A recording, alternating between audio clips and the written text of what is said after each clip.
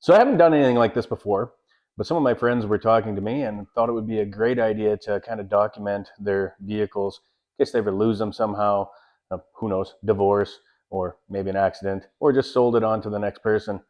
And it would be kind of like an online keepsake. So I'm here with my buddy and his GTO, Tim Bullich, and we're going to try and hack through this. And this will be the first attempt at a little interview on what his car is. And of course, we have the footage that we were at SIR. And we'll start off here by, how long ago did you acquire this car? Well, I acquired the GTO about 7 years ago from a fella, and it came equipped with a 455 Pontiac that was, I do believe, de-stroked to a 436, I do believe. Anyways, it had a turbo for 100 in it, with about a 4,200 stall and 513 gears when I acquired it. And it was set up for eighth mile. Yes, 8th mile racing. The car originally came out of Lethbridge, Alberta. Bought new there at the dealership. That's cool. Do you have some paperwork on the car? Actually, I got a hold of a guy that owned this car, the 69 GTO, and also my 70 Olds 442 back about 12 years ago, right around it was about 2006, I do believe it came over, so it would have been maybe 2007, 2008. And he actually sent me a picture of it. Can I get that picture and we can put it up? Yeah, I'll just. We'll worry about it later, but if you can get it, then I'll just find it put it up on my Facebook there. And yeah, so that was pretty cool. And then he tells me, I told him that I actually own both of the cars, and he proceeds to tell me that he has the original build sheet and the paperwork from when this car was bought brand new. And I just have to go to Moose Jaw and go collect it from him. But he told me that he'd give me all the documents for it, which was really cool of him. And I took it to SIR a couple times with the Pontiac motor that was in it, and it was about 14.5 to 1 compression ran on straight C12, and then I added some nitrous to it and changed the gears from 513s to 411s. And I do believe the fastest time on the nitrous I ran was about 11.5 at 115, 116, somewhere right around there, if I do remember correctly. And well, throughout the years, I kind of ran that Pontiac a little bit too hard, and it didn't, it liked pulling 70, 200 RPM, but it only did it for about 20 passes. Then developed a little bit of a knock in the bottom end, imagine that. But whoever built that Pontiac motor, sure, I'd love to find out who built that motor, because it was a spicy meatball. Solid, flat tappet cam in it. And not many big blocks really like to take 7,200 over and over, unless they're fairly well built. Yeah, with some expensive parts, but it just loved high RPMs. I don't know, either that or I do, one of the two. And you still have that motor, even though it's sticking in it? It's actually sitting right in the corner there. So not the red one, but the one underneath the plastic? The burgundy, no, the red one. Oh, the red one right there? Yeah. There you go. I have plans to take it to Bruce at ABS and get him to, it's probably going to need a crank and a few other things, but it shouldn't be too much of a crazy fix to fix it back up. So now if that motor's there, what's in it now? Well, that's a whole nother story, but this is it's got the first motor that I actually ever built per se, that I the person I built it for had a way more money than I do. And yeah, it's basically a 400 small block de-stroked to a 377. So it's got a shorter stroke than a 400, but it's got the same bore.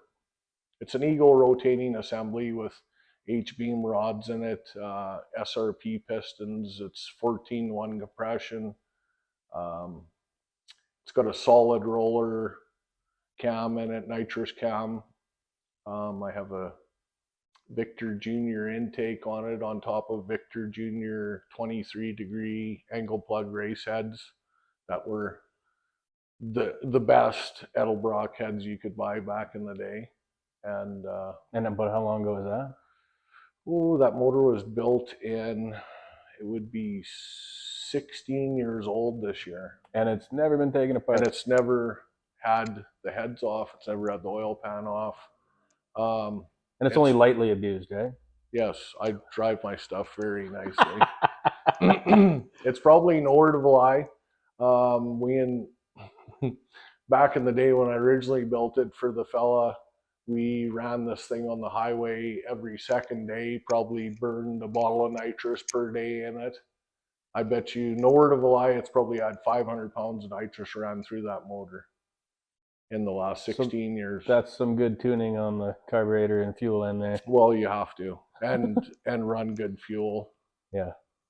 So now that was, what were you running for a nitrous shot then when it was first built? 150 shot is what we ran on it before. And now I know, because we were up at SAR a little while ago, and you have pumped it up a little bit more, and now you're at the 250? I'm at the 250 on it now. Okay. And you're thinking about hitting the 300? Yep. I'm not scared to give it 300. A lot of guys in the States that have built these motors, usually they go to an aftermarket block because the 400 block is known to have some weaknesses in a few different areas. But that motor does have splayed main caps. It was a 2-volt main block originally, and had the machining done and put splayed main caps in it. The block isn't cemented or anything. It's full coolant passages throughout it. Most guys that run or that build 377s in the States, lots of them like them for circle track because they like high RPMs. Like I shifted at 8,200 RPM. Yeah, it's a screamer. So now I remember when we were at the track, we were kind of hoping for some better numbers than we got. Oh, absolutely. And I was the first guy to be disappointed. So the best run I think was 10.6 though, wasn't it?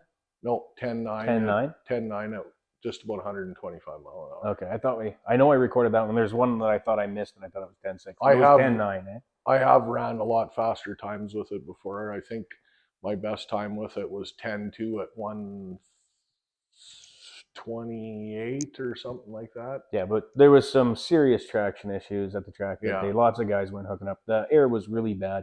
And from what I could tell, not just to make them feel better, is that that everybody was running, I would say, close to a second slower than they should have been. I mean, that sounds extreme, but it wasn't good air. It was very, very true. Like, there was guys that I know should be running 10s and they were running 11s. So maybe not quite a full second, but definitely 8/10, I would say that they were probably behind. Not quite a whole second, but so over 8/10, you got that back down into the 10.1, 10.2 area anyway.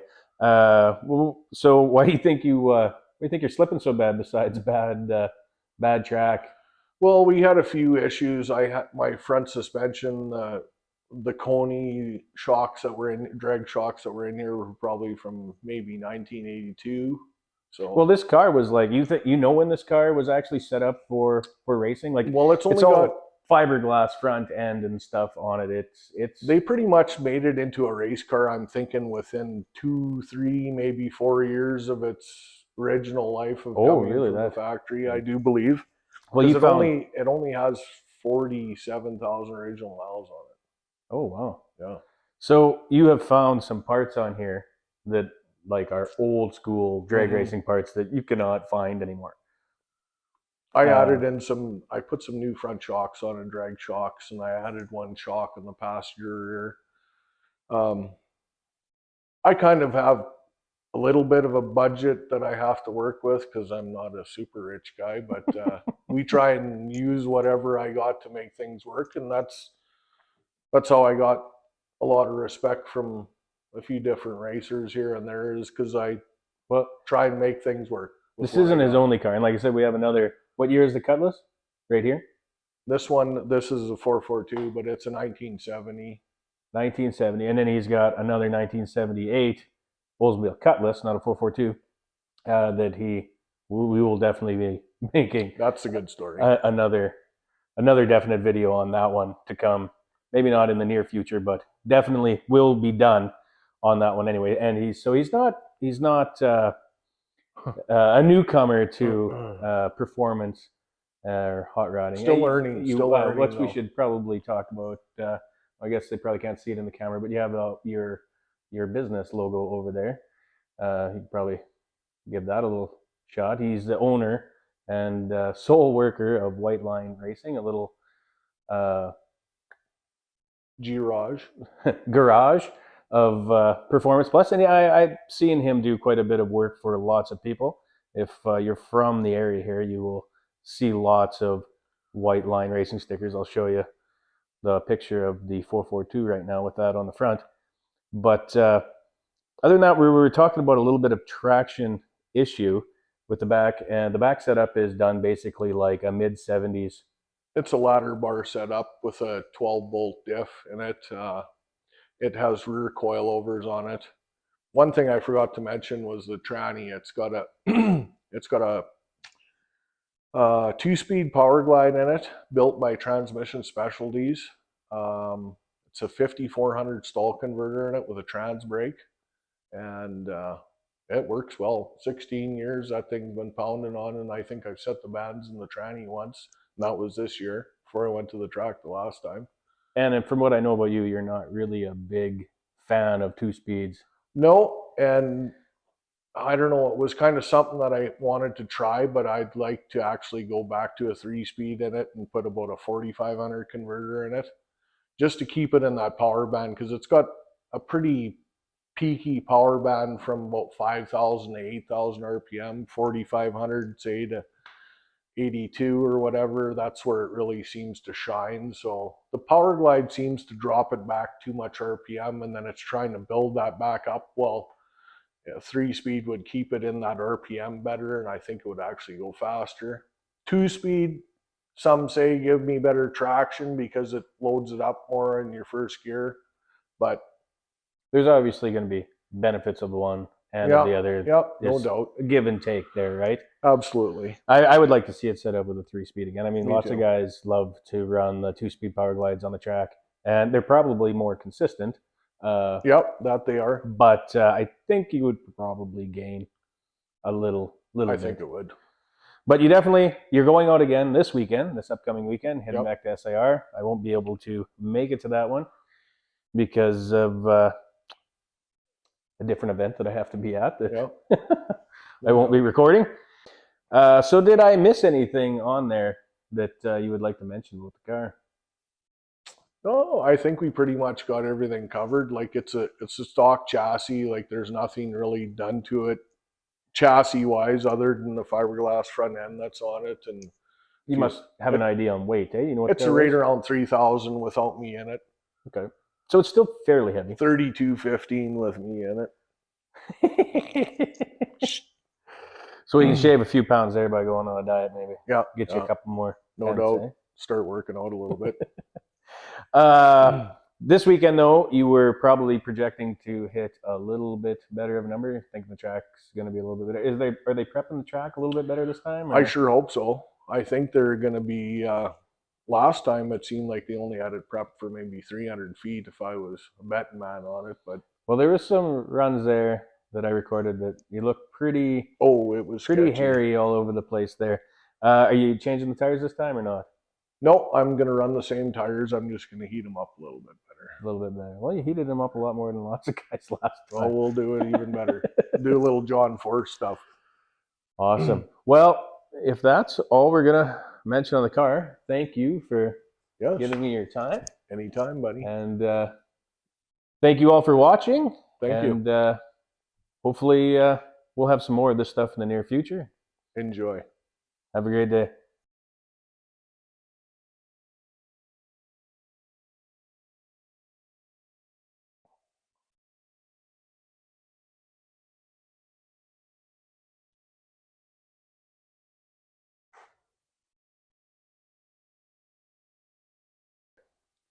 Well, hold on. We almost forgot one of the best parts of a video if we're going to do something like this.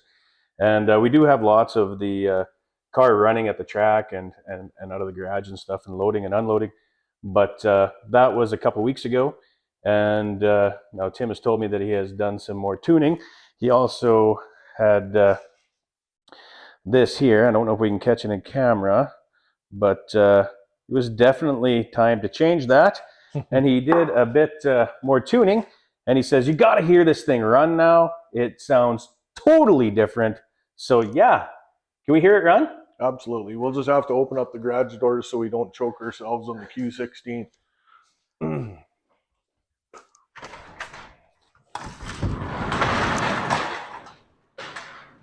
There we go.